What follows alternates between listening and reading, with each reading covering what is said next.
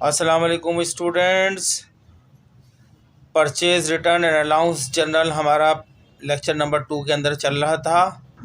हाँ, वहाँ पर हमने थोड़ा सा इसको एक्सप्लेन किया था, उसके बाद इसके रीज़न बता रहे थे, तो हमने उसको वक्त ज़्यादा होने की वजह से वहीं रोक दिया था। तो आज हम इस लेक्चर नंबर 3 में, स्पेशल जनरल के लेक्चर नंबर 3 में परचेज रिटर्न अलाउंस जनरल को आपके सामने डिफ़ाइन करते हैं और साथ में उसके रीज़न बताते हैं कि ये जनरल क्यों बनाया जाता है, किस वजह से।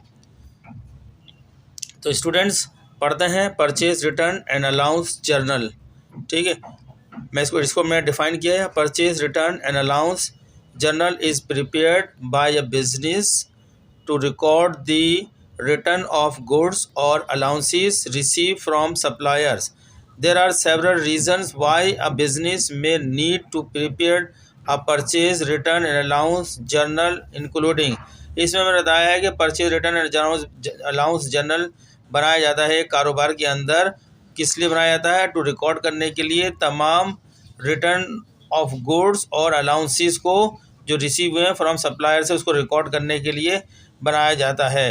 उसके अलावा इसके कुछ रीज़न बताए हैं, रीज़न क्यों ऐसा किया जाता है। उसका रीज़न नंबर 1 है डिफेक्टिव और डैमेज गुड्स। बाज़ दफ़ा हम परचेजिंग करते हैं, जब परचेज़ करके सामान को जो है सप्लायर के पास से घर पर लेकर आते हैं या अपनी शॉप पर लाते हैं या अपने बिज़नेस में लेकर आते हैं, तो जब उसको हम चेक करते हैं फिज़िकली, तो उसमें से कुछ गुड्स जो है हमें फाउंड होता है डैमेज होता है या डिफेक्टिव पाया जाता है, तो हम ऐसे गुड्स को सप्लायर को वापस कर देते हैं। एक तो रीज़न ये डैमेज गुड्स को वापस किया जाता है या डिफेक्टिव गुड्स को वापस कर दिया जाता है, तो हम परचेज रिटर्न में उसकी एंट्री पास करते हैं। दूसरा रीज़न है कि ओवर स्टॉक इन्वेंट्री। हम बाज़ दफ़ा परचेजिंग करते हैं तो हम अपनी ज़रूरत से ज़्यादा परचेज़ कर लेते हैं, या फिर जो है वो अगर सेल नहीं हो पाता टाइम के अंदर तो वो ओवर स्टॉकिंग हो जाती है, तो लिहाजा ऐसे गुड्स को भी हम सप्लायर को वापस कर देते हैं। इसलिए भी purchase return and allowance general बनाया जाता है। तीसरा रीज़न ये है कि क्वांटिटी एरर हो जाती है, यानी कभी कभार बाज़ दफ़ा सप्लायर हमें जितनी क्वांटिटी हमने डिमांड की थी उससे ज़्यादा दे देता है, तो ऐसी सूरत में भी हम उस सामान को वापस करते हैं जो ज़्यादा क्वांटिटी में, एक्सेस क्वांटिटी में आ जाता है। या अगर वापस नहीं करते तो उसको फ्यूचर परचेजिंग के लिए जो है एडिशनल क्वांटिटी के तौर पर ऑर्डर प्लेस कर दिया जाता है। इसके अलावा भी है कि कभी कभार प्राइस का भी ज़्यादा चार्ज कर ली जाती है, तो प्राइस को एडजस्ट करने के लिए वो कुछ अलाउंस दे देता है सप्लायर हमको, तो हमारे पास जितना अलाउंस मिलता है वो भी हम परचेज रिटर्न के अंदर रिकॉर्ड करते हैं। तो स्टूडेंट्स परचेज रिटर्न का जो है मैं आपके सामने अब एक जो है फॉर्मेट बना के दिखाता हूँ। देखें, जब भी आप परचेज रिटर्न अलाउंस जनरल बनाएंगे, सबसे पहले नाम लिखेंगे, जैसे मैसर्स आदिल ट्रेडर्स, फिर purchase return and allowance journal.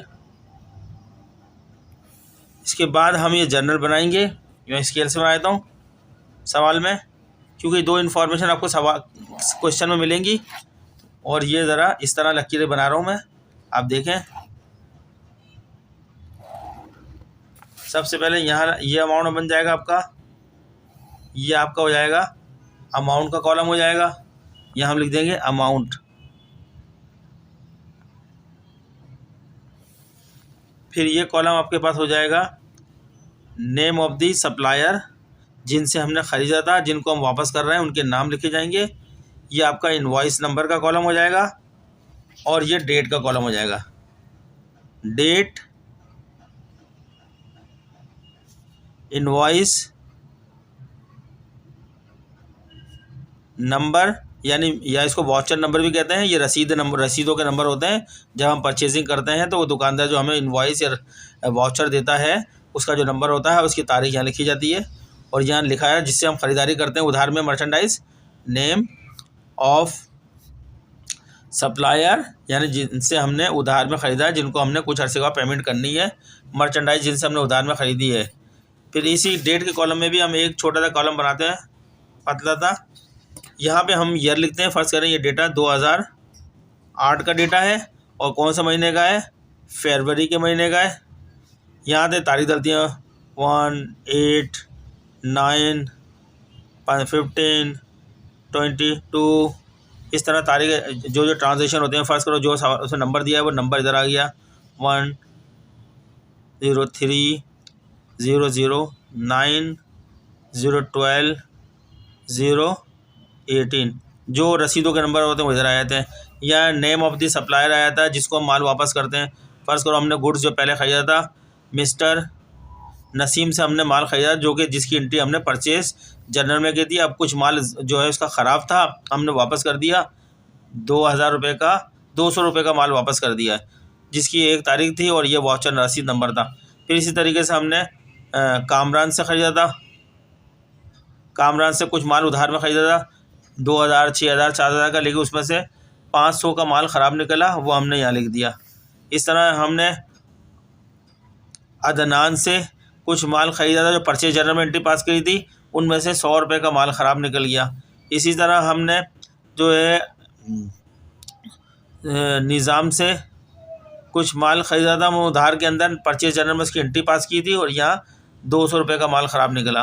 फिर हमने शुएब से कुछ माल हमने ख़रीदा था जिसकी एंट्री परचेज जर्नल बनाई थी और अब पता चला था उसके अंदर से 150 रुपये का माल ख़राब है।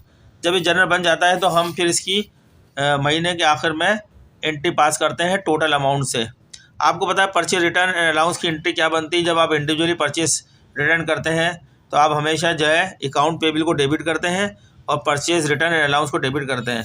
यहाँ टोटल कर लिया जाएगा इसका 800, 910, 1150 का टोटल आ गया ये।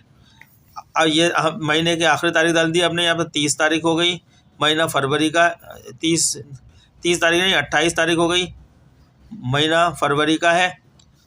ठीक है, यहाँ हमने एंट्री पास कर दी। डेबिट जो आइटम होगा उसको ऊपर लिखेंगे, परचेज, यहाँ पे अकाउंट पेबल को हम डेबिट करेंगे और परचेज रिटर्न को क्रेडिट करेंगे। ये एंट्री पास करते हैं हम जब भी वापस करते हैं। यहाँ डेबिट हो गया ये वाला अकाउंट, ये अकाउंट क्रेडिट हो गया। ये इसका फॉर्मेट बनाया जाता है। यहाँ लिखा जाता है पेज नंबर। सवाल में अगर पेज नंबर दिया है तो यहाँ लिख दी जाएगा, जैसे 15 है पेज नंबर 15 लिख दिया यहाँ पे। और ये ऊपर की इन्फॉर्मेशन होती है, यही चीज़ होती है।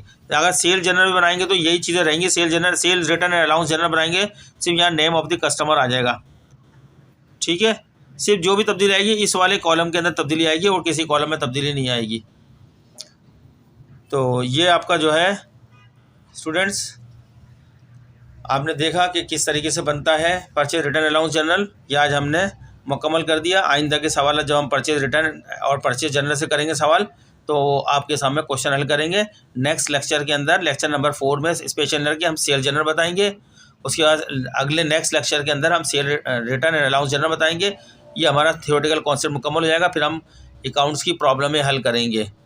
ठीक है स्टूडेंट्स, तो आज का लेक्चर हम यहीं ख़त्म करते हैं। शुक्रिया।